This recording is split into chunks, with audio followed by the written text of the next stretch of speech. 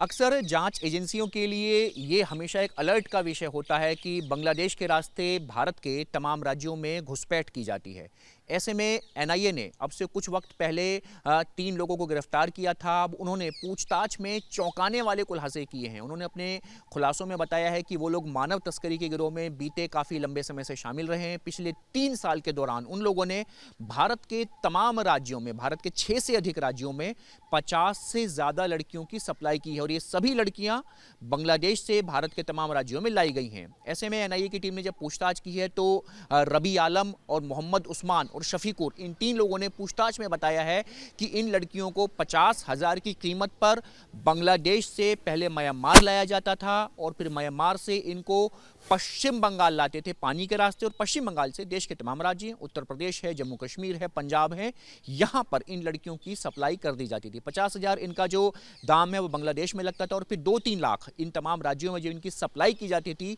2-3 लाख रुपए में इन लड़कियों को बेच दिया जाता था। फिलहाल जो गिरफ्तार किए गए लोग हैं, इनसे पूछताछ में इनकी डायरीज मिली हैं और उन डायरी में एनआईए की टीम ये पता लगाने की कोशिश कर रही है कि जो कोडवर्ड में जो तमाम फोन नंबर्स लिखे गए हैं, जो एड्रेसेस लिखे गए हैं, आखिर वो एड्रेस, वो कोड नंबर क्या कहते हैं और किन किन जगहों पर बीते इन 3 सालों में इन 50 से ज्यादा लड़कियों की सप्लाई की गई है। मानव तस्करी का ये गिरोह बीते 3 साल से कामयाबी के साथ में देश के तमाम हिस्सों में इन लड़कियों की सप्लाई कर चुका है। 50 से ज़्यादा ये लड़कियां हैं। पूछताछ में एनआईए को ये भी पता चला है कि जो एक रूट है कि बांग्लादेश से लड़की को पहले म्यांमार लाइए, म्यांमार से पानी के रास्ते उसको पश्चिम बंगाल और फिर देश के तमाम राज्यों में। ऐसे में जो एक दूसरा रूट जो सामने आ रहा है वो ये भी है कि बांग्लादेश के रास्ते पहले लड़कियों को म्यांमार लाइए और फिर म्यांमार से उनको नेपाल से होते हुए, चूंकि जो नेपाल की सरहद है वो बिहार और उत्तर प्रदेश से मिलती है, तो वहां से लड़कियों को नेपाल के इस रास्ते से भी देश के तमाम हिस्सों में सप्लाई किया जाता है।